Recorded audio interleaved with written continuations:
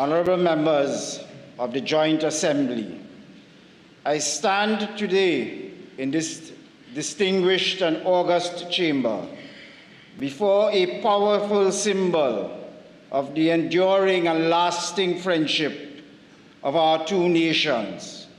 Honorable Prime Minister, the Speaker's chair was gifted to this Parliament by the Government of India in 1968.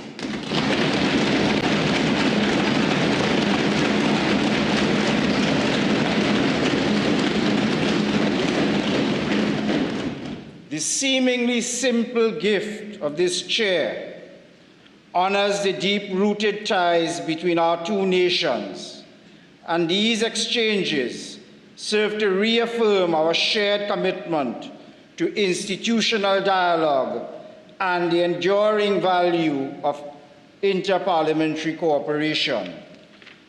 I therefore, with the utmost privilege and profound pride, now invite you, the Honorable Shri Narendra Modi, Prime Minister of the Republic of India, to address this joint assembly.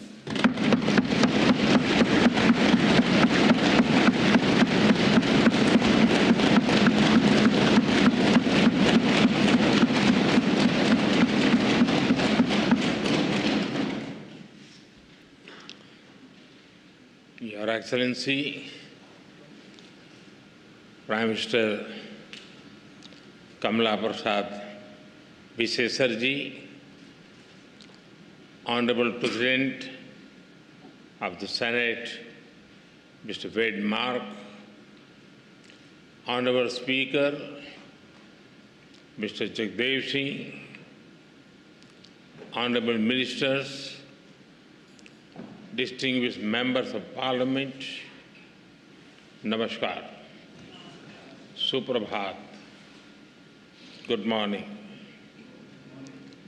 I'm deeply honored to stand before you, the elected representatives of a proud democracy and a friendly nation. I bring greetings from 1.4 billion people of India. I also bring warm wishes from the people of Ghana, the country I visited just before arriving here. I am humbled to be the first Indian Prime Minister to speak to you in this iconic Red House.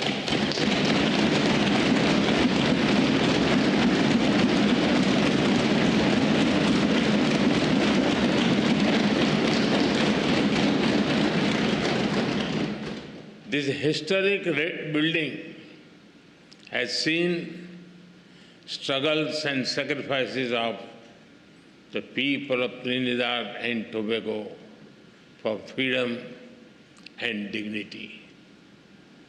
Over the past 6 decades, it has stood strong as you built a just, inclusive, and prosperous democracy. Friends, the people of this great nation have chosen two remarkable women leaders, the President and the Prime Minister. They proudly call themselves daughter of the Indian diaspora.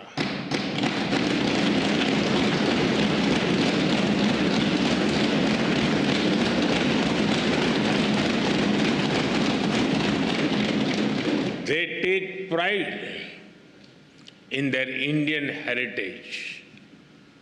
In India, we admire their leadership, grit, and determination. They are living symbols of the relationship between our countries, built on shared roots and shared dreams.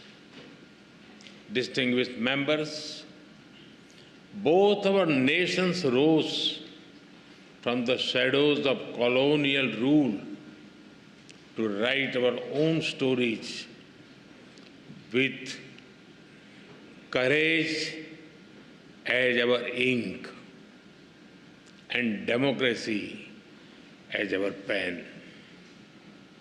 Today, both our nations stand as proud democracies and pillars of strength in the modern world. A couple of months ago, you celebrated the Festival of Democracy by participating in elections. I congratulate the people of this country for their wisdom and vision for peace,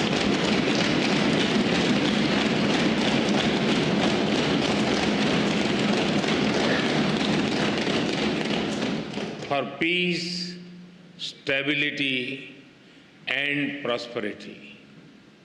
I also congratulate the newly elected members of this august House.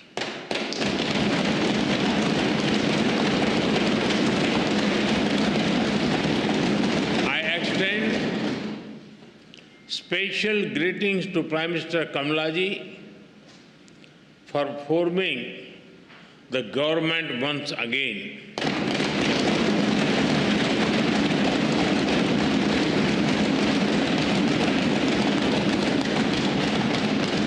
And I wish her continued success as she leads this great nation towards sustained growth and prosperity. Friends, when I look at the golden words of the Speaker's chair from the people of India to the people of Trinidad and Tobago, I feel a deep sense of emotion. That chair is not just a piece of furniture, but a powerful symbol of the friendship and trust between our two nations.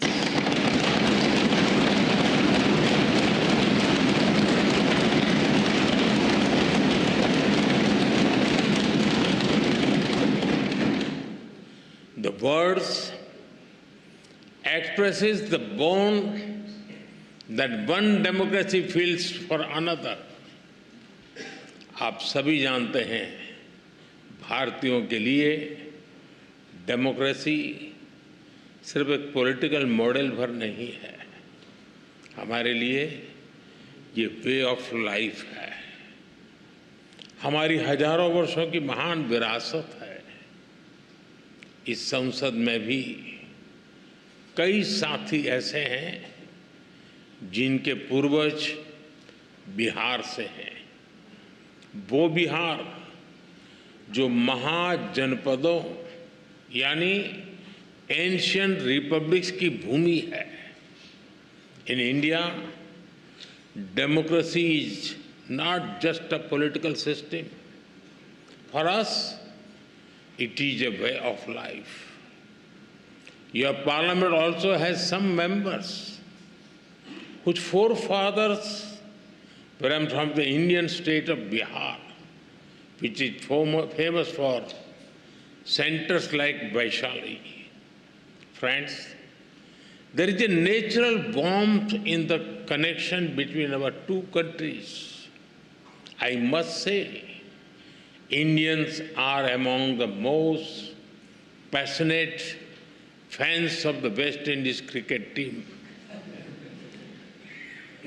We cheer for them with all our heart, except when they are playing against India. The relationship between our two countries is based on the foundation of centuries-old bonds. 180 years ago, the first Indians arrived on this land after a long and hard journey. Oceans away, the Indian beads blended beautifully with the Caribbean rhythm. Here, Bhojpuri found harmony with Creole. Dal pudi met doubles, and tabla met the steel pan.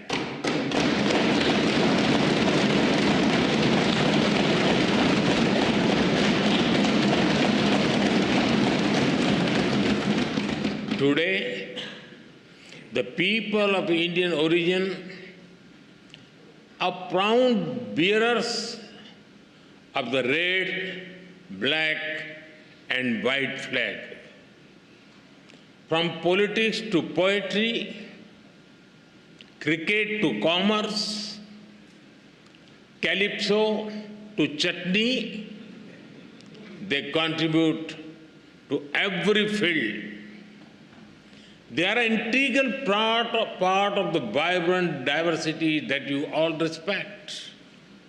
Together, you have built a nation that lives its motto, together we aspire, together we achieve.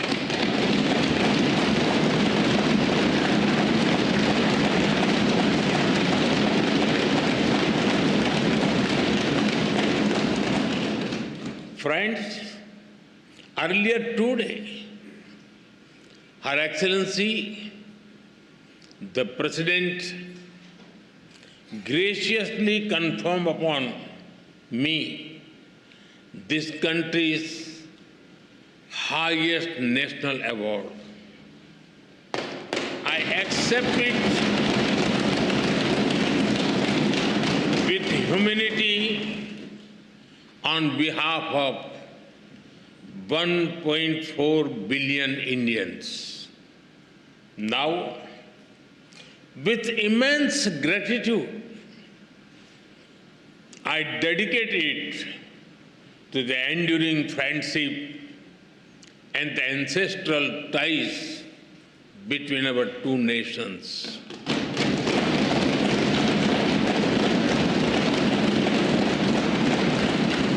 Friends, I'm delighted to so many women members in this house. Respect for women is deeply rooted in Indian culture.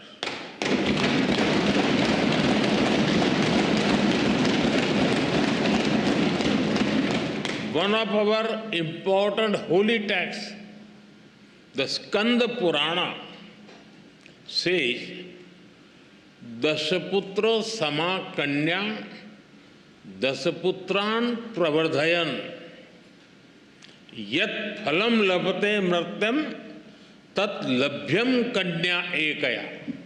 It means one daughter brings as much happiness as 10 sons. We are strengthening the hands of women to build a modern India. From space to sports, startups to science, education to enterprise, aviation to armed forces, they are leading India to a new future in various domains.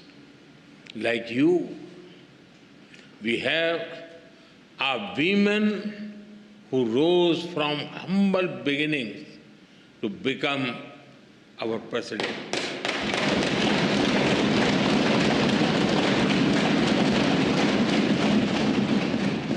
Two years ago, the Indian Parliament took a historic step, which decided to ensure a 33% reservation for women in Parliament and state assemblies. This assurance that is the coming generations, more and more women will decide the destiny and direction of the nation.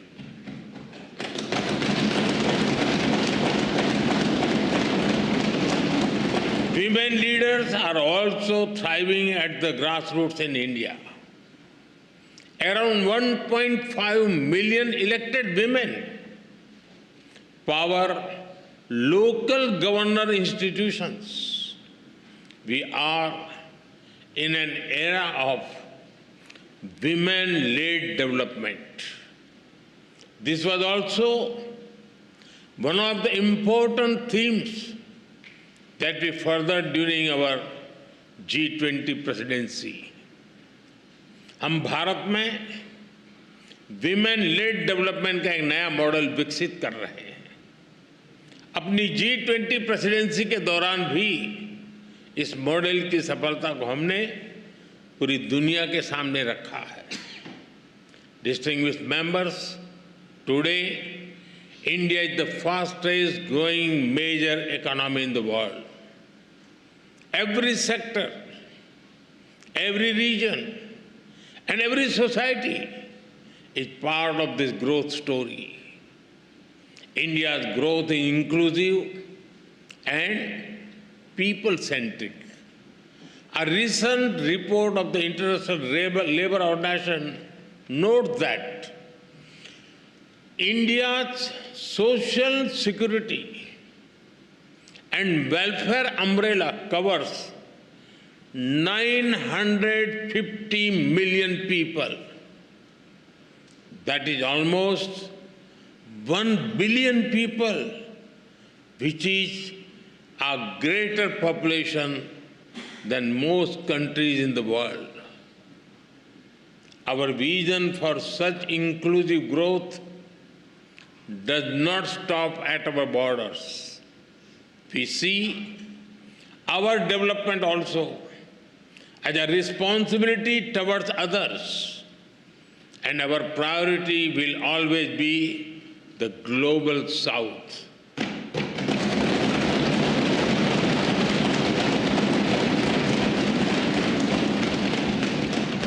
With the same spirit, we are deepening our relations with Trinidad and Tobago. Our trade will continue to grow. We will encourage our businesses to invest more in this country. Our development partnership will expand. Training capacity, building, and skill development will keep human development as its center. Health has been and will remain a key part of our partnership. Many Indian doctors and healthcare workers have been serving here with distinction. We are glad that you have decided to recognize Indian medical standards. This will ensure access to high-quality, affordable medicine for all. We also welcome your decision to adopt the UPI digital payment system. It is a major step forward. UPI has revolutionized digital payments in India. Powered by the platform, India has become the nation with the highest number of real-time digital payments in the world.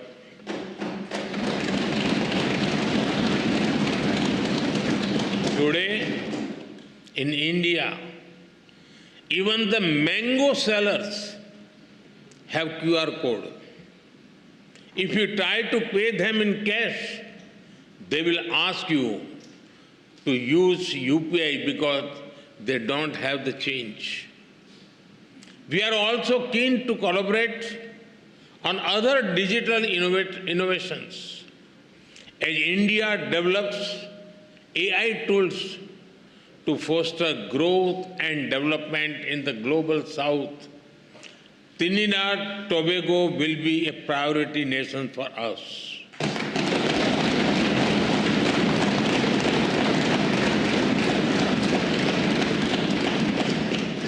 We will share our expertise in agriculture, horticulture, and food processing. Machinery from India will support your agro industry. And because development is about dignity, we will organize an artificial limb fitment camp and differently able citizens here.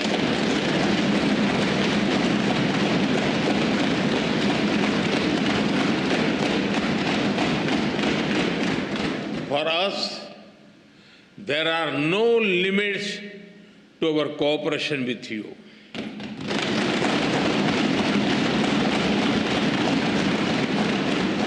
We will always be guided by your needs and priorities. Friends, synergy between our nations holds immense promise. As a key player in the Caribbean and bridge to Latin America, Trinidad and Tobago has a great potential. I'm sure that our ties will help us forge a stronger connection with the wider region, building on the momentum of the second India CARICOM summit. We are eager to collaborate on initiatives that enhance trade and investment, build infrastructure and mobility, implement community development projects, and above all, support capacity building, training, and skill development on a large scale. Friends, I also see our partnership in a larger global framework. The scale and speed of change in the world is unprecedented. There are fundamental shifts in the nature of politics and power. Free trade is under pressure. There are growing global divisions, disputes, and disparities. The world is faced with challenges of climate change, food, health, and energy security. Terrorism remains a pressing threat. Colonial rules of the past may have ended, but their shadows linger in new forms. There are new challenges in space and cybersecurity. Artificial intelligence is unlocking the new opportunities as well as risk. The old institutions are struggling to deliver peace and progress. At the same time, the global south is rising. They wish to see a new and fairer world order. When the United Nations turned 75, there was great hope across the developing world. A hope that long-pending reforms would be realized, that their voices would finally be heard. But that hope has turned into disappointment. The voice of the developing world remains on the margins. India has always tried to bridge this gap. For India, Mahasagar, mutual and holistic advancement for society and growth across regions, is the guiding vision for the global south. Whenever we got the opportunity, we have given voice to the Global South.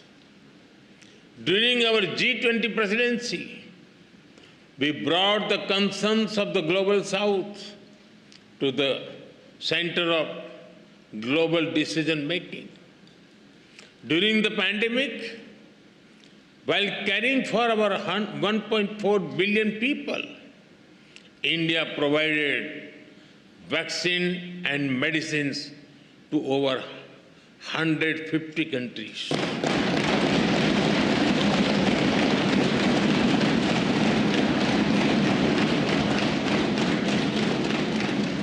In times of disaster, we have responded swiftly with aid, relief, and solidarity. Our development partnerships are demand-driven, respectful, and without conditions. Distinguished members, it is time for us to work together to give the Global South its rightful seat at the right table.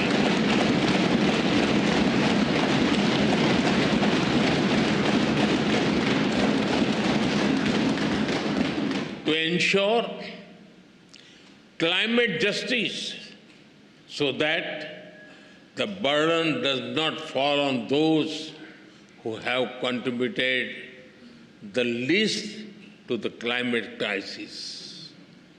We consider Trinidad and Tobago an important partner in this endeavor.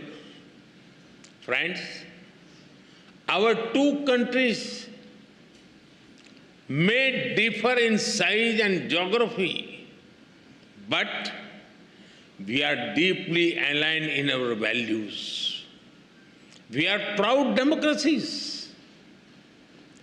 We believe in dialogue, sovereignty, multilateralism, and human dignity.